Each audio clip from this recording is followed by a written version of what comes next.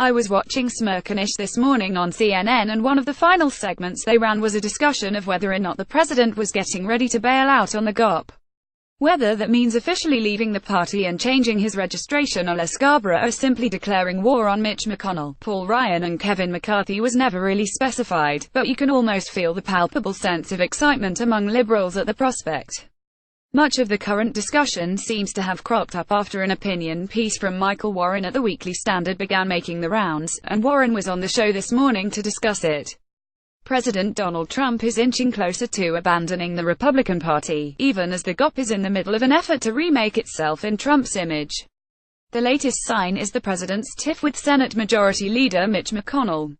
As my colleague Andrew Egger noted, on Monday McConnell said, during a speech in Kentucky, that Trump had excessive expectations about how quickly things happen in the democratic process. Those expectations, the Republican leader continued, made things more difficult for enacting the GOP's legislative agenda, primarily repealing Obamacare. Part of the reason I think people feel we're underperforming is because of too many artificial deadlines unrelated to the complexity of legislating, McConnell said. The partial counterweight to this argument is found in the assertion that Trump doesn't need to leave the party because many of the current GOP apparatchiks are already preparing long knives for the establishment leadership and adopting Trump's language and positions.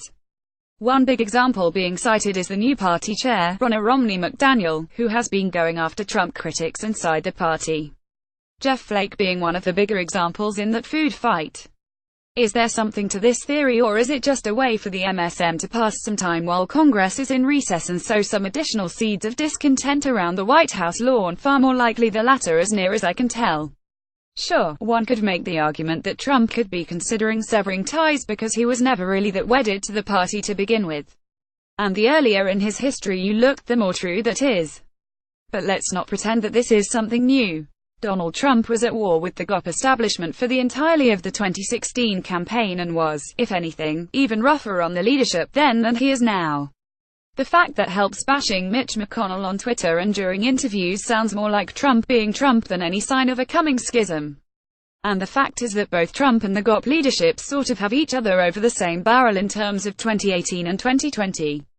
There are red states where Trump's support will still be of value to candidates and some purple ones where they'll wish he'd keep his distance. But even more to the point, Trump officially cutting ties with the Republican Party would be nothing short of disastrous in terms of trying to keep the White House in 2020. An organized primary battle against him, still purely theoretical at this point, would be one thing.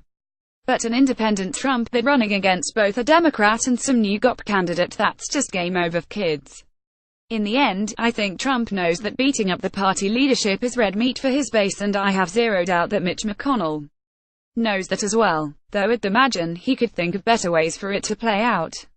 Donald Trump seized control as the titular head of the party the moment he won the primary last year and cemented the position on election night. Individual members in Congress and in the commentariat will each make their own choices as to when and how they will oppose him on individual issues or his rhetoric, but for better or worse they've got him for at least the next 2 elections. And Trump gains nothing by leaving the GOP officially, while retaining the image he wants to project by kicking around the establishment from inside the tent.